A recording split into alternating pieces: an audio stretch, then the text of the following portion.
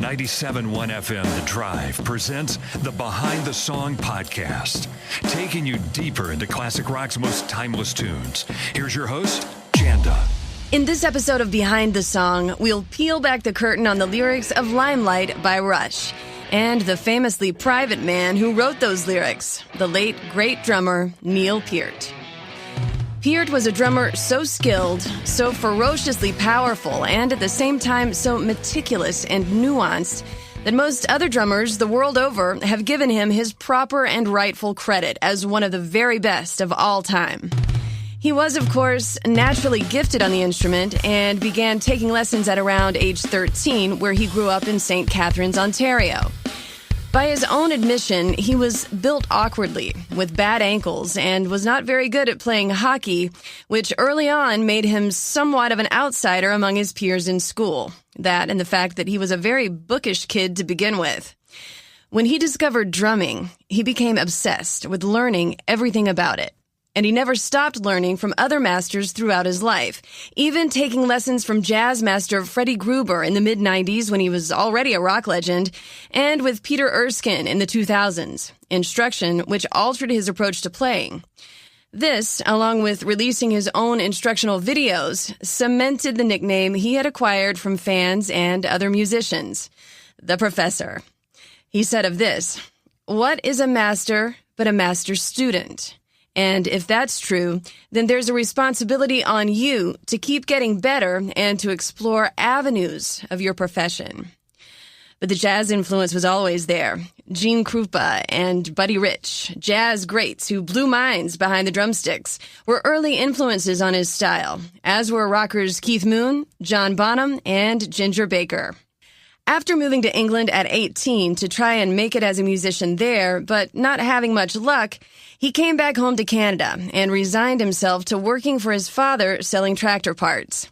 He was playing in a band called, oddly, Hush, at the same time as well, when a friend suggested he audition for Rush, who needed a drummer after John Rutsey left the band due to diabetes-related health issues shortly after their self-titled debut was released in 1974.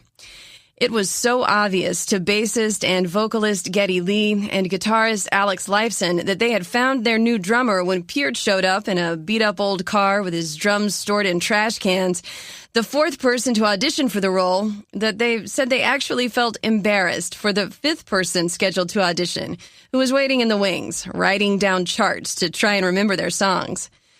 Peart's seemingly effortless style so complemented the music that it was, to them, a no-brainer.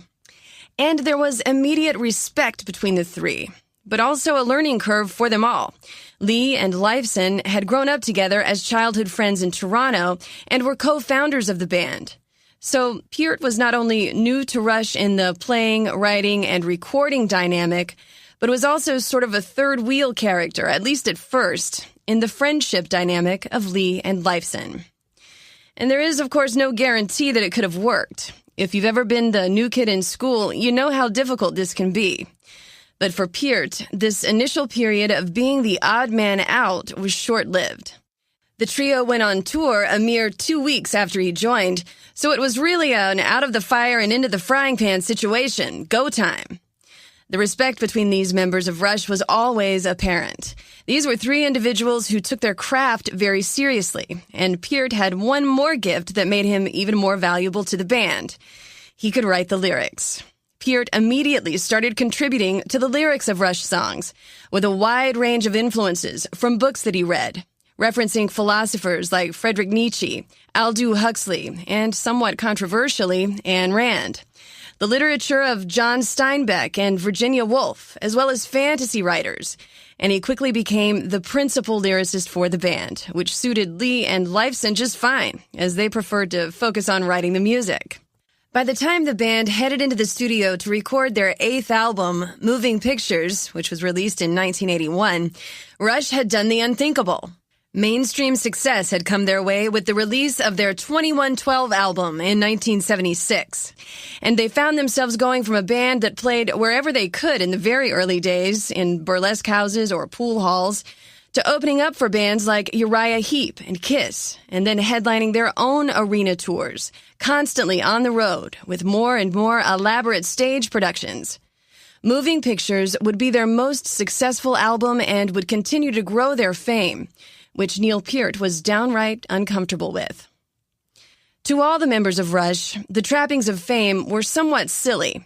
Of course, they got up to some antics on the road, especially in the 70s, but you were as likely after a time to find them after a show holed up in their rooms, reading or listening to music instead of having wild parties with groupies. They enjoyed each other's sense of humor and had a real camaraderie together. Peart said that Lifeson was the funniest man alive, and Geddy Lee would joke with Peart that drummers were musicians too.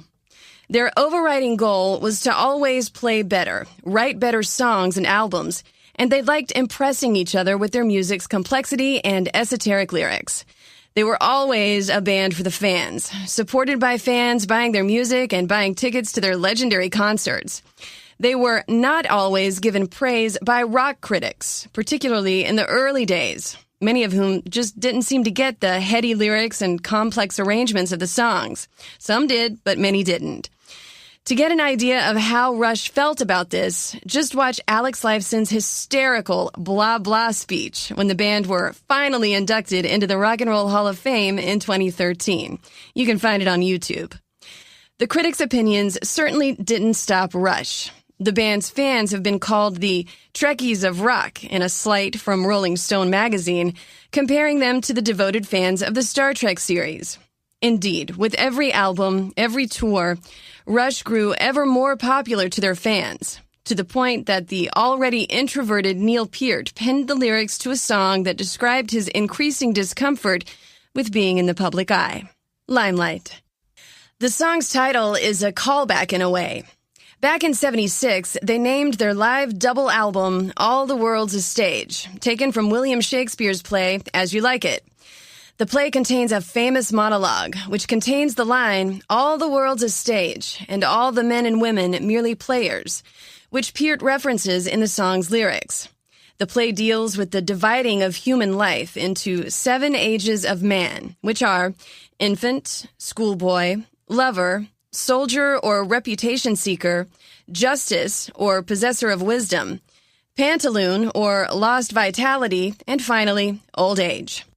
In Limelight, Peart took a performer's view of the world on a stage as a catalyst for further self-reflection. The lyrics start like this.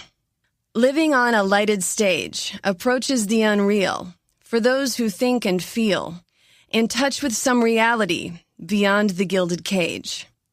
Cast in this unlikely role, ill-equipped to act, with insufficient tact, one must put up barriers to keep oneself intact. Peart said in a rare 2017 interview with Classic Rock magazine that his withdrawal from the public wasn't all-encompassing, explaining that many times he has enjoyed the company of strangers, but usually under the anonymity of his motorcycle travels, at casual places like truck stops or diners, where patrons had no idea who he was. After his daughter died in a tragic car accident in 1997, followed by the death of his common-law wife in 1998, Peart took time away to grieve. He traveled over 55,000 miles through North and Central America and wrote about this experience in his book Ghost Rider, Travels on the Healing Road, one of several books he published through the years. When he returned to the band, it was decided that Peart would no longer participate in any meet and greets with fans or do press interviews. Lee and Lifeson respected this decision, as did Rush fans. It simply would have been too hard for this introverted man to try to answer painful questions about his personal loss, and he had already penned his view on fame, that it was something that must be endured in order to practice the craft of music, in the lyrics of this song. Limelight continues. Living in the limelight, the universal dream. For those who wish to seem, those who wish to be, must put aside the alienation, get on with the fascination, the real relation, the underlying theme. Living in a fisheye lens, caught in the camera eye, I have no heart to lie. I can't pretend a stranger is a long-awaited friend. In that same Classic Rock magazine interview, Peart explains, "My ability to express myself has grown and evolved over the years, and when I listen to early songs, I might cringe technically, but never psychologically or emotionally. I still mean every word of Limelight, however crudely it might have been expressed." When he said that the notion of being excited by meeting a stranger was odd to him, he meant it. He also said that touring for him was a kind of necessary evil that he got to do for many years. He didn't like to puncture illusions for people, knowing that he meant a lot to his fans. And of this, he said, there's a quote that I use. "Be kind, for everyone you meet is fighting a hard battle." Words to live by. And the song ends. "All the world's indeed a stage, and we are merely players. Performers and portrayers, each another's audience, outside the gilded cage. Living in the limelight, the universal dream. For those who wish to seem, those who wish to be, must put aside the alienation, get on with the fascination, the real relation, the underlying theme." Limelight is, lyrically, the most quintessentially Neil Peart song in the entire body of work by Rush. As a lyricist, he dealt with other subjects, of course, mysticism, science fiction, and world building, along with his issues with religion and society. But his struggle with dealing with fame was at the core of his experience. A painfully shy, smart kid who loved to read and study, and who often felt alienated from others. And a man who reacted to life's changes with deep consideration. Peart announced he was retiring from Rush in 2015 after years of battling shoulder pain and tendinitis. In what would be a final act of guarding his privacy, he and his family and friends kept the brain cancer that he had been quietly battling a secret from the public for over 3 years before he passed away on Tuesday, January 7th, 2020. He was 67. He is revered by artists ranging from contemporaries like Stuart Copeland of The Police to Taylor Hawkins and Dave Grohl of the Foo Fighters, and many more. Dave Grohl wrote of Peart's passing in a tribute in Rolling Stone, "The world lost a true giant in the history of rock and roll."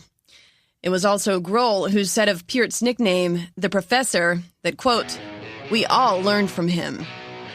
Rush has been awarded 24 gold, 14 platinum, and 3 multi-platinum albums, of which Moving Pictures is one.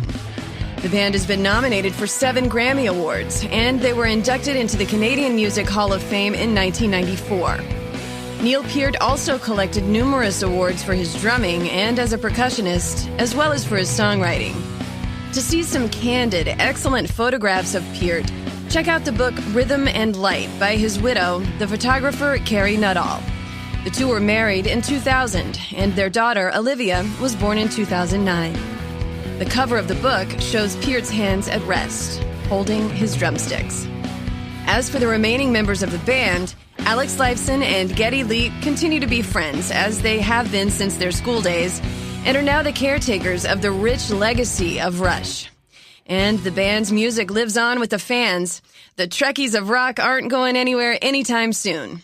Because to the fans, the music of Rush is, well, to borrow from another Rush song, closer to the heart, no matter what the critics ever said about them. And man, what glorious music these 3 artists made together, in and out of the limelight. I'm Janda, and this has been Behind the Song. Special thanks to Christian Lane for music and engineering. Subscribe on Spotify, Apple Podcasts, or Podcast One, or stream for free at WDRV.com Behind the Song or on the Drive app. Follow me on Facebook and Instagram at Janda Lane Radio and on Twitter at Janda Lane. On the way, episodes on songs from Simon and Garfunkel, Heart, and more classic rock and roll. Put the power of podcasting to work for your business. You can be part of Behind the Song and reach potential customers inside every episode. To advertise your product or service by sponsoring Behind the Song, send an email to podcast@hubbardradio.com now.